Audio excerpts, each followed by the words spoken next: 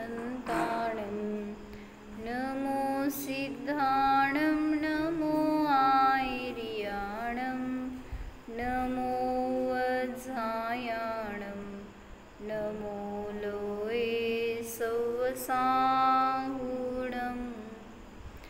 अजरमरविकलविकारी अविनाशी अनन्तगुणधाम नित्यनिरञ्जनं भवदुःखभञ्जन ज्ञानस्वभावी सिद्धप्रणाम ज्ञानस्वभावी सिद्धप्रणाम। जय बोलो अनंतानंद सिद्ध भगवान की जय।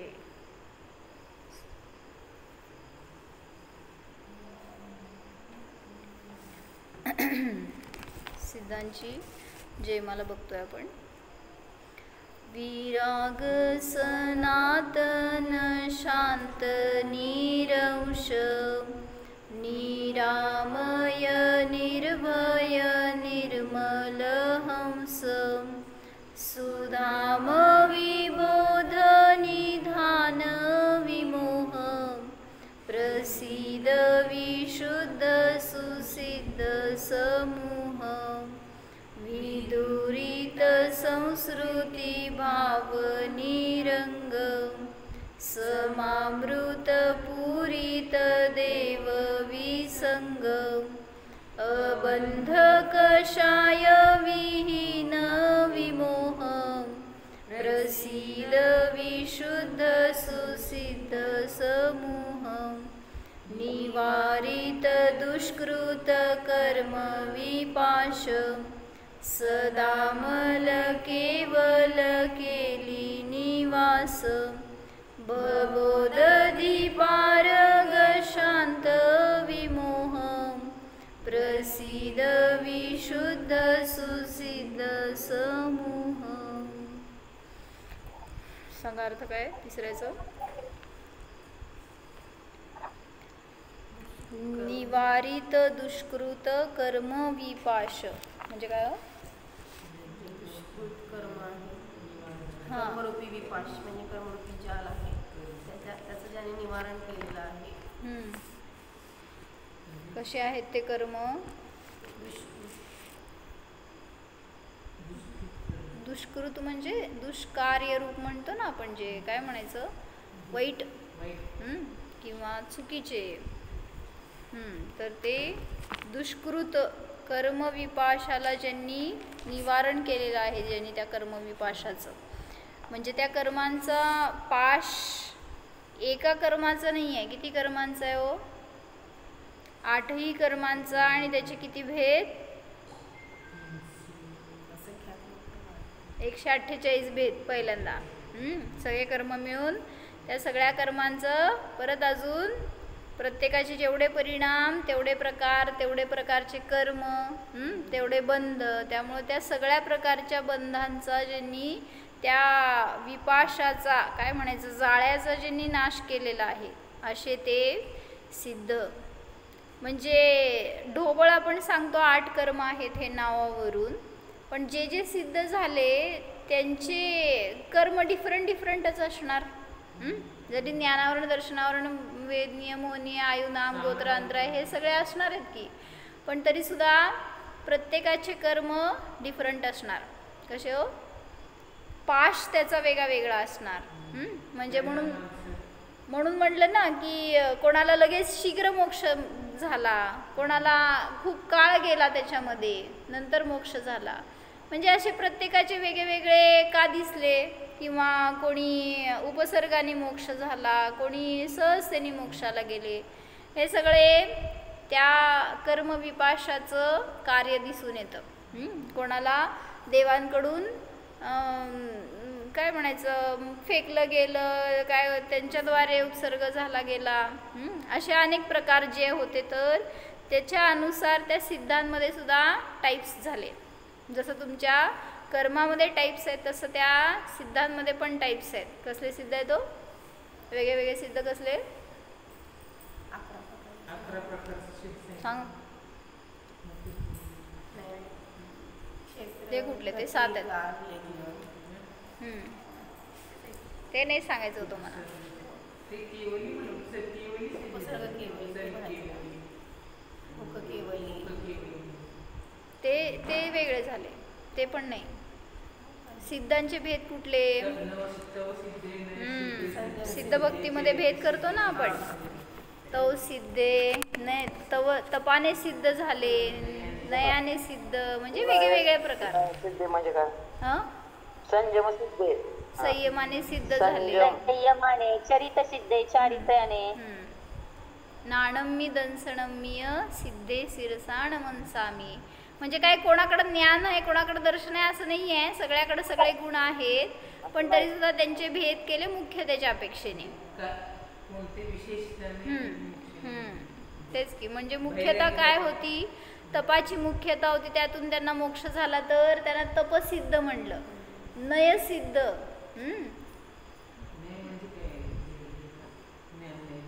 नयसिद्ध म्हणजे काय होऊ का की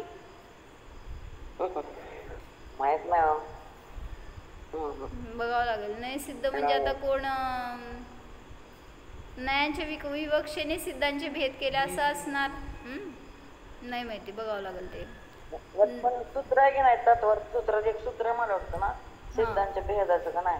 तेच की, ते 10व्या अध्यायातलं शेवटचं घेतलेलं आहे ते. क्षेत्र, काल, गती, लिंग, तीर्थ, चारित्र, प्रत्येक, बुद्ध, बोधित, ज्ञानावगाहनांतर.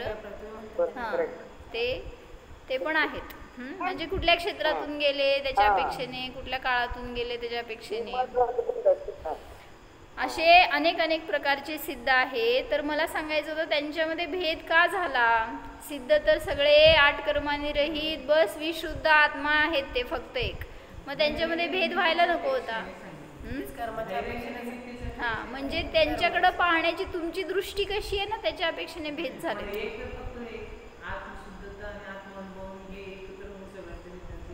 म्हणूनच सिद्ध सगळे समान आहेत. सिद्धांमध्ये भेद नाहीये, पण सिद्धांमध्ये भेद आहे. मग ते कुठल्या डोळ्यांनी तुम्ही बघता तसं. म्हणजे भेदाच्या विवक्षेने बघितला तर भेद आहे, अभेदाच्या विवक्षेने बघितला तर अभेद आहेत. म्हणून किती कर्म आहेत सिद्धांकडं? सिद्धांकडं नाही आहेत. सिद्धांनी त्या कर्मांचा नाश केलाय. किती कर्मांचा? जाळ होतं ते सगळं कर्मांचं. जाती अपेक्षेने 8. तर त्याचे अनेक प्रकार आहेत. त्या सगळ्यांचं कशाच्या जोरावर नाश केला? एक फक्त अनुभूतीच्या बळावर. आणि त्याची विशुद्धी अशी वाढत गेली की त्याच्या निमित्तामध्ये सगळ्या कर्मांचं बंधन, ते पाश, हे शब्द आहे ना जबरदस्त आहे. काय म्हणले? विपाश. आपल्याला कशाचा पाश असतो? हां, जाळं म्हणा, काय म्हणायचं, पाश म्हणजे अजून त्याचं बंधन म्हणा, अधीनता म्हणा त्याची, असं एक पाश म्हणतात ना त्याला. तर कर्मांचा विपाश, विशेष पाश घेतला त्यांनी. वि शब्द का घातला हे वगैरे सांगितलं होतं त्यांनी काल, की विशेष ज्याचं जाळं आहे अशा त्या दुष्कर्मरूपी विपाशाला ज्यांनी निवारण करून टाकलेलं आहे असे ते सिद्ध. असा तो माझा स्वभाव सिद्ध. कधी त्या स्वभावामध्ये कोणाचं बंधन नाही आहे, किंवा त्या स्वभावाला कोणी बांधू शकत नाही, कोणी त्या अडकवू शकत नाही विपाशामध्ये. स्वभाव तर नित्य मुक्त आहे. पण मग कोणाला बांधलं कर्मानी? स्वभावाला नाही बांधलं. शरीराला बांधलं. कोणाला बांधलं? पर्यायामध्ये मुद्गलामध्येच बंधन झालं, पण जीव मानतोय ना मी बांधला जातोय. बरं, आम्ही मानतो मुक्त झालो, आता मुक्त करा बघू आम्हाला. जीव मुक्तच आहे की. मग आम्ही आता इथं बसलोय की अजून?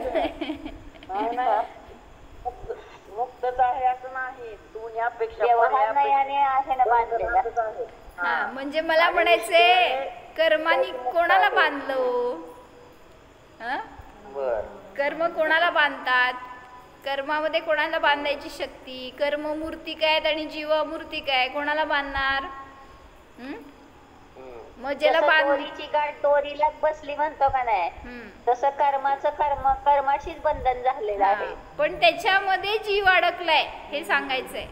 जसं ती दोरी गळ्याला बांधलेली असती ना त्या गाईच्या, तर म्हणलं ती दोरी दोरीला बांधलेली असती. गाईला कुठं बांधली बरं? गाईच्या गळ्यात घुसवतो का दोरी? मग गाईला बांधली कसं म्हणायचं? त्या बंधनात गाय अडकली आहे ना, म्हणून म्हणलं गेलं गाईला बांधलं. तसं कर्म कर्मालाच बांधले, त्याच्यामध्ये जीव अडकलाय म्हणून सुटत नाही आहे. म्हणून त्या कर्माने बांधलं नाही तुम्हाला. कोणी बांधलं? म्हणजे परवा माताजीने घेतलं ना, शरीराचं बंधन वाटत नाहीये. जसं तुरुंगात गेलं तर कधी सुटतंय, तसं शरीरात आल्यावर कधी शरीरातून शरीरी बनतोय अशी कुठे भावना आहे. मग किती जणांनी भावना केली? किती जण मुक्त झाले हो? म्हणजे तेवढी तीव्र भावना नसती आपली, त्यामुळं तसा पुरुषार्थ केला जात नाही. सगळेजण म्हणतात आम्ही कुठं बांधलोय हो, घराची कुठं बांधलो गेलोय का? नाही म्हणले, आम्ही लय मुक्त आहे म्हणले. आम्हाला काय मोह नाही, काय नाही, काय नाही. कशाला जाता हो पळत पळत मग घरी? म्हणजे नाही नुसतं शब्दात आहे ते, पण बांधलेलं तर सगळं विचारातून तिथंच असतो. इथं किती आला मला माहित नाही. इथं आली आहे ना का नाही? इथंच आहे. म्हणजे इथं येऊन सुद्धा आम्हा म्हणतात ना, निश्चयी म्हणून मंदिरात यायचं तर किती सुटलं हो घर परिग्रह तुमचा. म्हणले शास्त्राला बसले तरी तेच प्लॅनिंग असते, किती वाजता घरी जायचंय, दुकान उघडायचंय, काय काय पुढचं काय कामं करायचे आहेत, सगळं ते प्लॅनिंग करताय बसून. मग कुठं निश्चयी झालं तुमचं? म्हणजे तुम्ही स्वतःहून बांधून घेतलंय त्या कामांना, त्या व्यापाला, त्या संसाराला. मग कोण सोडवणार आहे हो तुम्हाला? कुठल्या सिद्धांमध्ये ते शक्ती नाही आहे की तुम्हाला धरून वर घेऊन जातील. इतके अनंत शक्तिशाली असताना सुद्धा कुठल्याही सिद्धांमध्ये काहीच शक्ती नाही असं म्हणावं लागेल. मग ते घेतलं होतं ना मध्ये पण आपण बलवृद्धीच्या वेळेस घेतलं होतं. काका काय घेतलं होतं? तीर्थंकरांच्यात जरी अनंत बळ आहे तरी सुद्धा सांगितलं त्यांनी स्वतःचे कर्म सुद्धा लवकर खिरवू शकत नाहीत. काय नाही आहे का शक्ती त्यांच्याकडं? कुठं प्रगट झाला? अनंत वीर्य प्रगट झालं ना 13व्या गुणस्थानामध्ये, तरी सुद्धा नाही. मी म्हणाले ती शक्ती त्यांचं काय उपयोग करू शकली? 13व्या गुणस्थानाचा काळ किती आहे सिमंदर स्वामींचा आता अजून? लाख किती पूर्व कोटीपर्यंत राहिलेत ते अजून तिथं त्या संसारातच आहेत, कुठं मुक्त झाले? मग त्यांची ती शक्ती त्यांनी त्या कर्माला नष्ट करायला का नाही वापरली? किंवा का नाही त्याच्यानी नष्ट झाले कर्म? इतकं शक्ती आहे तर सहज त्यांनी लगेच त्याच क्षणात मोक्षाला जायला पाहिजेत. म्हणून सांगितलं की जीवाची शक्ती पुद्गलामध्ये चालत नाही आणि पुद्गलाची शक्ती जीवामध्ये चालत नाही. दोन्ही स्वतंत्र द्रव्य आहेत, समजून घ्या. म्हणून कर्म त्याचं कार्य करतंय. तुम्हाला फक्त परिणामांची विशुद्धी करायची आहे. कर्मामध्ये काय फेरफार करायला जायचं नाही. तुम्ही जितकी विशुद्धता ठेवणार आहे तितके कर्मांचे सहज ते पाश नष्ट होणार आहेत. वरती घेतलं होतं ना आपण, कषायाने विहीन झालेत भगवान. मग कषाय म्हणजे कलुषितता आहे. मग आपल्या अंतःकरणामध्ये जी कलुषितता आहे ती आपल्याला बंधाला कारण ठरते. कलुषितता का आहे? किंवा अशांती का आहे तुम्हाला? कलुषितता अशांतीमुळे आहे, अशांती कलुषिततेमुळे आहे. का हो अशांती काय आहे तुम्हाला? माझं नका सांगू, तुमचं सांगा. हां सांगा. हां चला नोट डाऊन करा. परद्रव्यातली आसक्ती अशांतीला कारण आहे. अजून मोह आहे. आसक्ती म्हणजे मोह झाला. अजून बदला. अशांती का आहे?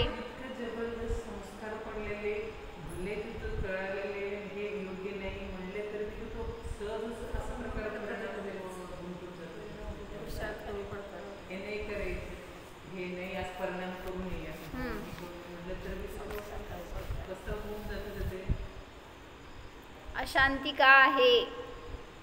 माझ्यासमोर बसलेले सगळे शांत आहात का अशांत आहात? कारण पाहिजे मला. अशांती का आहे? रिखव काका अशांत आहे का शांत आहे? आज मला तुम्ही दिसताय म्हणून मी तुमच्याशी बोलायला लागले. चुकून व्हिडिओ ऑन राहिलाय. ते म्यूट काढा आणि सांगा अशांती आहे का शांती आहे घरात.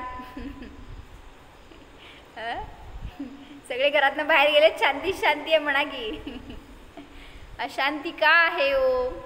त्याचं कारण शोधा की जरासं. म्हणजे त्या कारणाला शोधलं आणि त्याला नाश केला ना तर कोणाला सुद्धा शांती अवघड नाही. इच्छेची पूर्तता होत नाही. बरोबर. इच्छा हे अशांतीची पूर्तता होत नाही म्हणून अशांती. इच्छाच हेच अशांतीचं कारण आहे. पूर्तता लय लांब पुढं परत होऊ दे नाही होऊ दे. इच्छाची उत्पत्ती झाली तर अशांती आहे. लिहा की पुढं लिहा. माझे सुख पराच्या आधी नाही असं मानतो. स्वतःला पराधीन मानतो. अपेक्षा म्हणजेच इच्छा झाली की हो. अजून परातून सुख शोधतो म्हणून अशांत आहे. अजून काकी घ्या, हाय तिथे तुमची बाई जिलेबी आहेत ते घ्या. मावशी अशांती का आहे? अशांती का? परद्रव्यामुळे मोठेपणा. बरं, ते परद्रव्य नष्ट होईल, भय आहे, भयामुळे अशांती. बरोबर. मोहाचे सगळे भेद घ्या की त्याच्यामध्ये. आता काय म्हणायचं, पहिल्यापासून शेवटपर्यंत सगळे एक एक. हास्य, रती, अरती, शोक, भय, जुगुप्सा, स्त्री, पुरुष, नपुंसक, वेद, सगळे कशाय नो कशाय सगळे अशांतीला कारण आहेत. अजून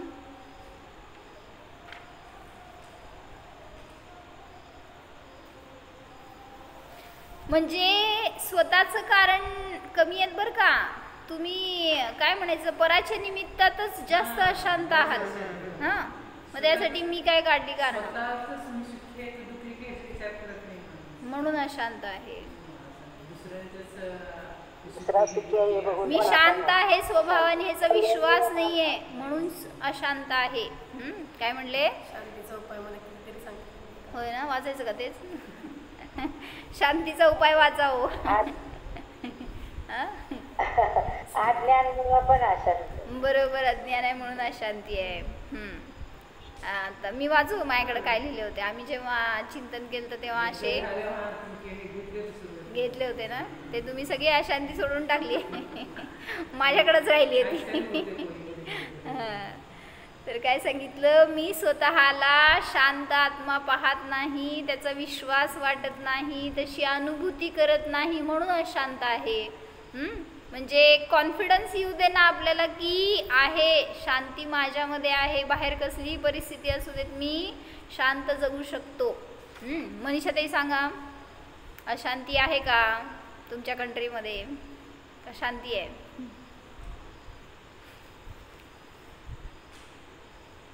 हो, अशांतीच आहे. अशांती आहे का हो?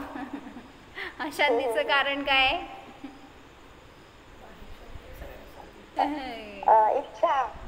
इच्छा आहे. धन सांगा की कारण. धन शांतीचं कारण का अशांतीचं कारण? अशांतीचं कारण. धन आलं तरी अशांती आहे, गेलं तरी अशांती आहे. त्यामुळे त्याच्यामध्ये शांती शोधू नका. बरं, मी वाचते ऐका.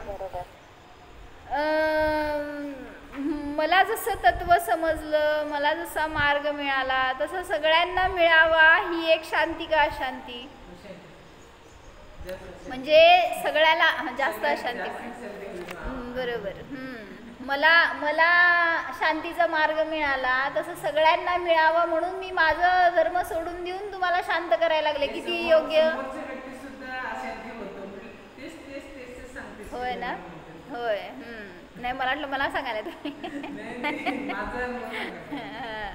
म्हणजे ते जर त्याची उपादानगती योग्यता नसेल तर तुम्ही चांगलं जरी उपदेश दिला तरी ते विष होतं त्याच्यामध्ये. म्हणून आम्हा काय सांगते म्हणून काय नाही, म्हणून आम्हा काय सांगतात नेहमी, म्हणले झोप उडू नये इथपर्यंत पराला संबोधन करा. पराला मार्गदर्शन करा. पण तुम्ही अस्वस्थ होणार, तुमचं सगळं धर्म सोडून देणार, तुमची शांती नष्ट होणार, धर्मापासून तुम्ही दूर जाणार, निरंतर आकुलता करत राहणार, तर काय दुसऱ्याला संबोधन करण्यात. मग ते याच्यात आलं ना समता षोडशी मध्ये काय आलं, दया करो पहले अपने पर, आराधन से नहीं चिगो, कुछ विकल्प यदि आवे तो, संबोधन समतामय हो. म्हणजे विकल्प आले तर तुमचे विकल्प कुठपर्यंत, समतेने संबोधन व्हावं एवढंच. त्यापुढं माझी समता नष्ट करून मी दुसऱ्याला बाबा चल चल हेच कर किंवा असंच कर, असं का करतो, काय नाही, उपयोग नाही आहे. म्हणून सांगतायत की आपली शांती भ्रष्ट होऊ देऊ नका. आपले परिणाम जेवढे निर्मळ राहतील ना तेवढं समोरच्यावर सहज प्रभाव होतो. त्याला तुम्ही जबरदस्ती पलटू शकत नाही. म्हणून शांत राहा हे सांगायले. पुढं प्रत्येक क्षणाला देहाचा विचार करतो, त्या देहाच्या सुखाची चिंता करतो, म्हणून जीव अशांत आहे. म्हणजे देहामध्ये सुख शोधतो, देहाच्या सुखाला स्वतःचं सुख मानतो, ही त्याची अशांतीचं कारण. स्वतःचं सुख मानतो.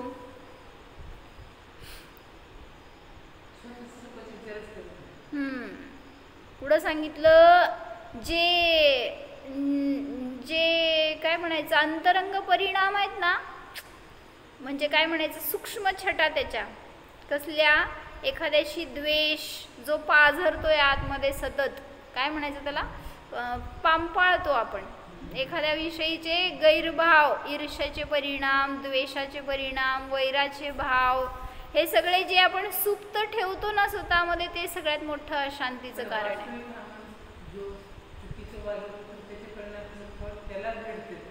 त्याचं त्याला भेटणार आहे की.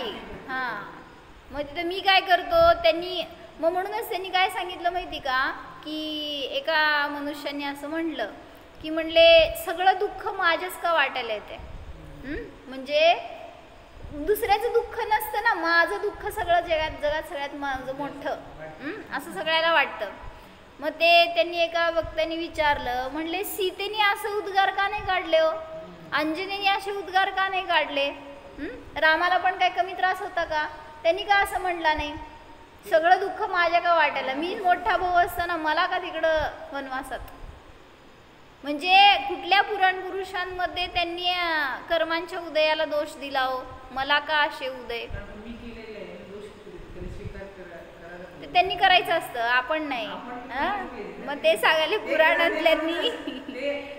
म्हणून ते शांतीला झाले प्राप्त, आणि आपण त्यांचं बघून सुद्धा शिकत नाहीये, म्हणून सुद्धा आपण शांतीला प्राप्त होत नाहीये. पुढं सांगितलं काय,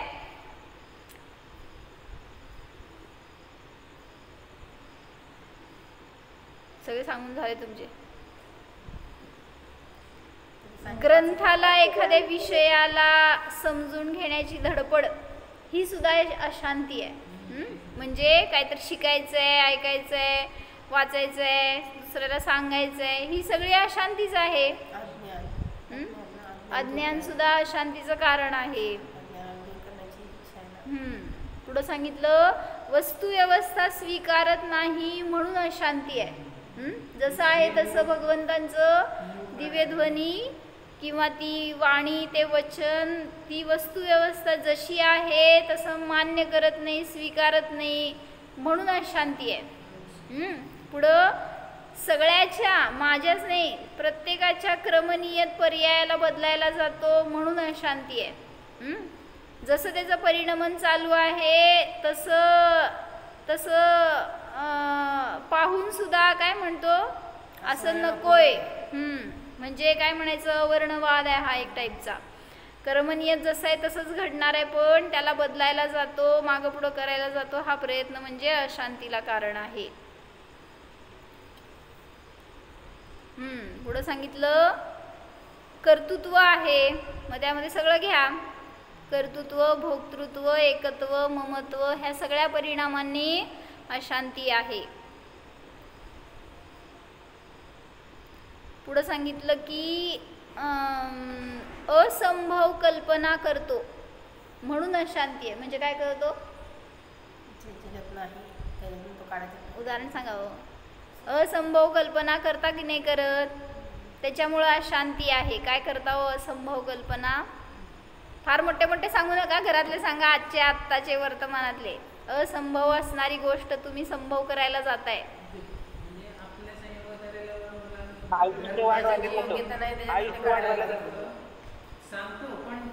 आयुष्य वाढवायला जात.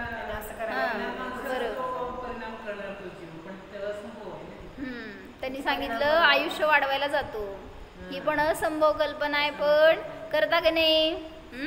हो म्हणा, करतोच सगळ्या रीतीने. एक डॉक्टरने फेल झाला तर दुसरा, तिसरा, चौथा, एक गोळी फेल झाली तर सगळ्याच्या आहारी जाऊन असंभव कल्पना. कोणी केलं असं? अंबानीच्या मुलाला बरं करायसाठी त्या अंबानीनी सगळे असंभव प्रयत्न केले, पण आहे तो मेला नाही आहे, सॉरी, त्याला रोग आहे ना, तो रोग कमी करू शकत नाही.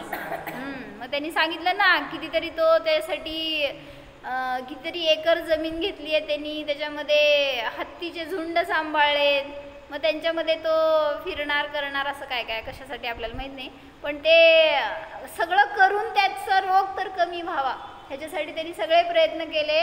शेवटी जेव्हा डॉक्टरांनी हात वर केले तेव्हा हा थंड झालाय. का? असंभव आहे.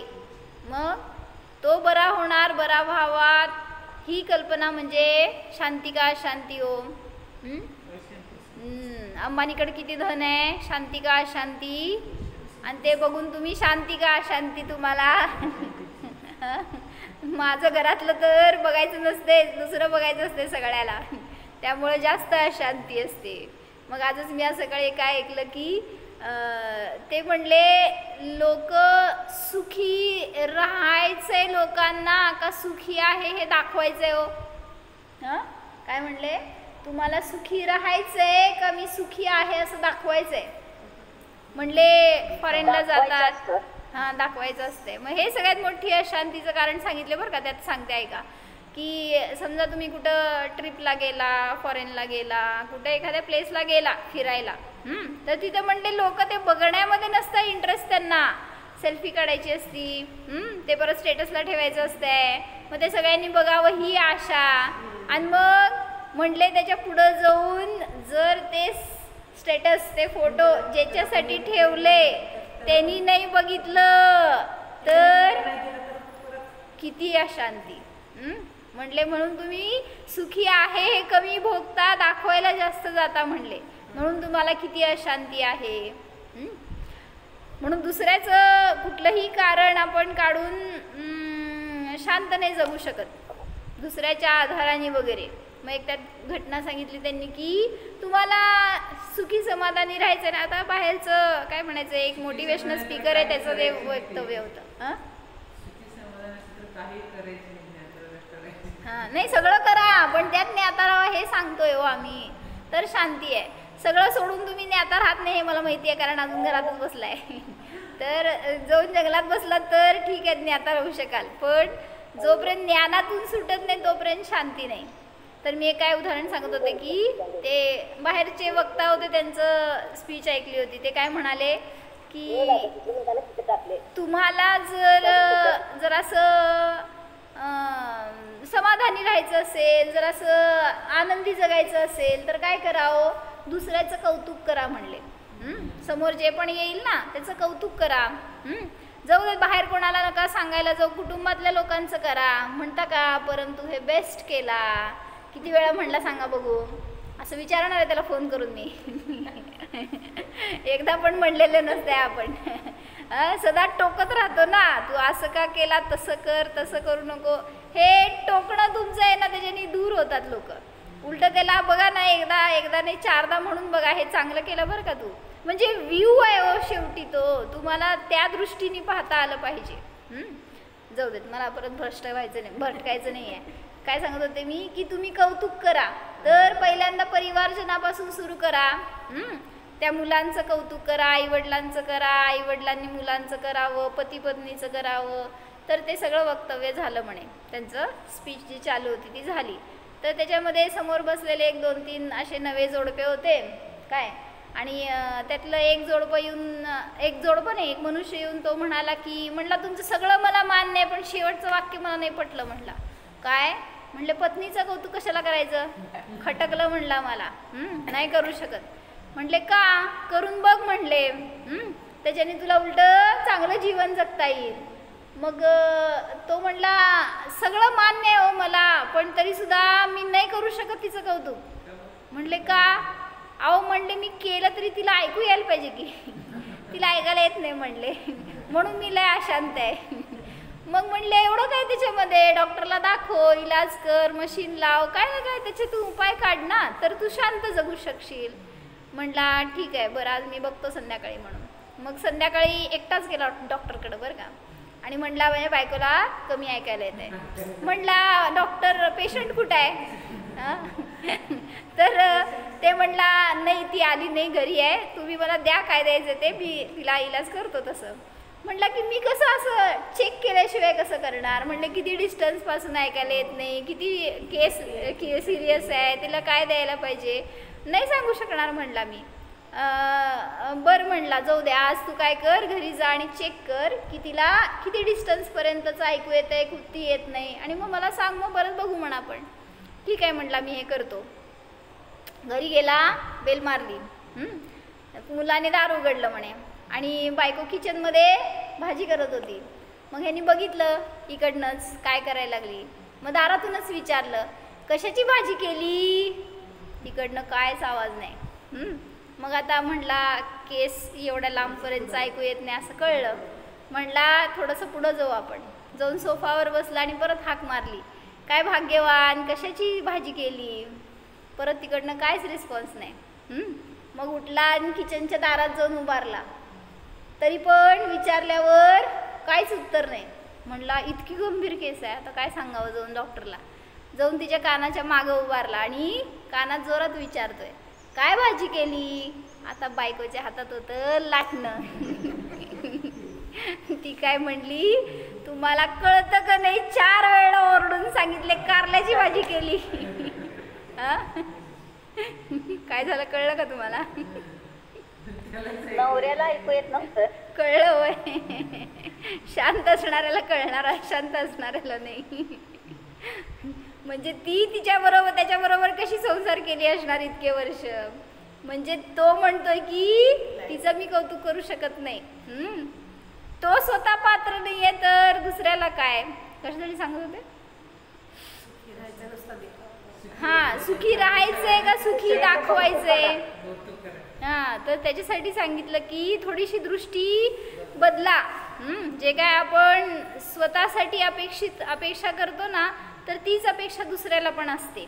तुम्हाला जसं लोकांनी चांगलं म्हणावं, मी केलं ह्याचं लोकांना कळावं, हे भाव आहेत ना, तसंच इतरांना पण असतात. त्यामुळे तुमच्या तोंडातून 2 शब्द चांगले गेले ना की हे चांगलं केलंय असं कसं वगैरे, तर त्याला नसताना सुद्धा आनंद होईल. तसं बरं जाऊ दे, चला आपलं भरकटली अशांती. पुढं अशांतीचं कारण काय.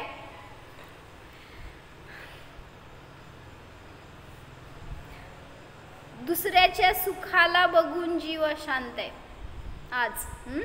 दुसऱ्याचं दुःख बघून तर, स्वतःचं दुःख बघून तर आहेच, पण दुसऱ्याच्या सुखाला बघून जास्त अशांत आहे.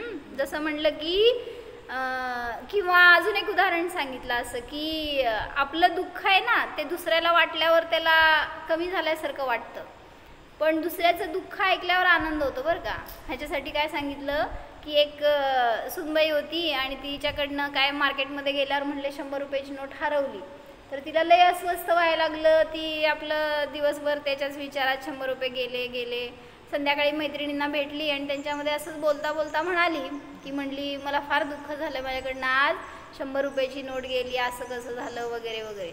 तेवढ्यात दुसरी होती, ती म्हणाली तुझी 100 रुपयेच तर गेले, माझी तर 500ची नोट गेली. असं म्हणलं की हिच्या तोंडावर आनंदच. का बरं? शांती झाली म्हणे. म्हणजे मी कमी पाप केले, ती दुसऱ्याचं दुःख बघून शांती मिळाली का नाही? म्हणजे तुम्ही कशामध्ये शांती आणि सुख मानताय हो? स्वतःकडे दृष्टीच नाही आहे आपली कशा कुठल्या बाबतीमध्ये. म्हणून दुसऱ्याच्या काय म्हणायचं रुटीनला बघून, दुसऱ्याच्या त्या संसाराला बघून लोक अशांत आहेत. स्वतःचं पण अशांतीचं कारण आहे ते शोधत नाही म्हणून अशांत आहे. आपल्या अशांतीचं कारण काय आहे हे जर त्याचं मिळालं स्त्रोत तर त्याला आपण शांत करू शकतो. पुढं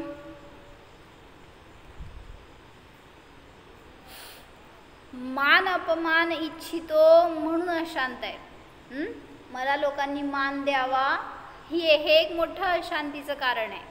जसं की सासूबाईला वाटतं की सुनबाईंनी मान द्यावा, सुनबाईला वाटतं सासूबाईंनी नवऱ्यानी मान द्यावा. मी दुसऱ्याचं घर सोडून, माझं घर सोडून दुसऱ्याच्या घरात आले म्हणल्यावर मला किती जपावं. हे सगळे भाव आहेत, ते मान आणि अपमानाचे भाव. त्याच्या निमित्तामध्ये जीव अशांत आहे. असे अनेक कारणं तुम्ही स्वतः शोधा तर उलट शांतीचं कारण मिळेल तुम्हाला त्यातून. म्हणजे आपण अशांतीला समजून घेतोय ना शांतीला. म्हणून सांगितलं कर्म विपाशामध्ये तुम्ही जखडले जाताय. आणि अशा त्या कर्मांचा नाश केलाय सिद्धांनी. कशाच्या द्वारे? त्या कर्मांकडे बघत बसले नाहीत म्हणून नाश झालाय, म्हणून शांत झाले ते. नाहीतर तुम्ही त्या कर्मांच्याकडेच मागे लागलाय, त्यालाच नाश करायला चाललाय. त्यामुळं न ते कर्म सुटतायत न तुम्हाला शांती मिळतीये. म्हणून काय म्हटलं परत एकदा, निवारित दुष्कृत कर्म विपाश. जे अवघड आहेत निवारण करण्यासाठी, जे अवघड आहेत असे ते कर्मांचा विपाश, त्याला भगवंतांनी नष्ट केलंय. किंवा असा तो स्वभाव आहे आपला की ज्याच्यामध्ये ते असे अवघड कर्मांचे पाश नाही आहेत, असा स्वभाव मुक्त आहे आपला. निवारित दुष्कृत कर्म विपाश सदामल केवल केली निवास. भवोदधी पारग शांत विमोह प्रसिद्ध विशुद्ध सुसिद्ध समूह. सदैव अमल अशा केवल ज्ञानामध्ये जे केली करतात, म्हणजे खेळतात, त्याच्यामध्येच जे निवास करतात असे ते सिद्ध. ज्यांनी भवरूपी उदधी म्हणजे समुद्राला पार करणारे आहेत जे, असे ते सिद्ध. जे शांत आहेत, जे विमोही आहेत, जे विशुद्ध आहेत, असे ते सिद्ध माझ्यावर प्रसन्न हो. अशी भावनापूर्वक आपण आपल्या सिद्ध स्वभावाला जाणलं तर शांती मिळणार. ओम. जाणा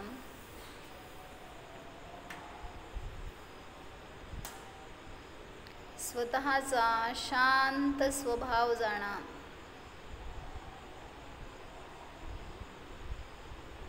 पहा, बाह्य कोणत्याही घटनांची, संकटांची अशांती माझ्यामध्ये नाहीच.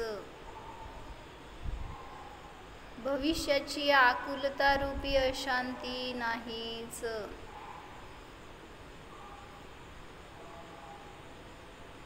कोणत्याही पर्यायाला बदलण्याची अशांती नाहीच.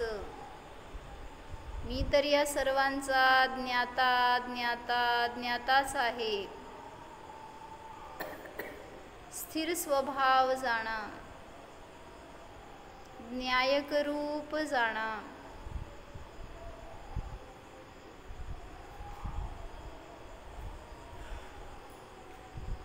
सिद्धांतप्रमाणे हा मी देखील अकर्ता आहे, ज्ञाताच आहे, शांत आहे.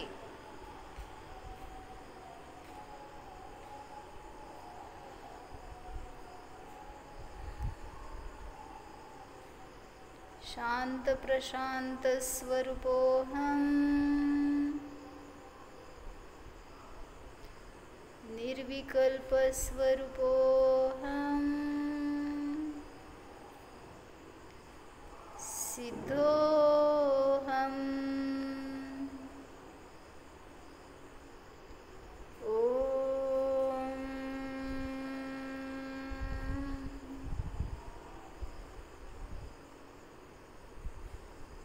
विसर्जन नमो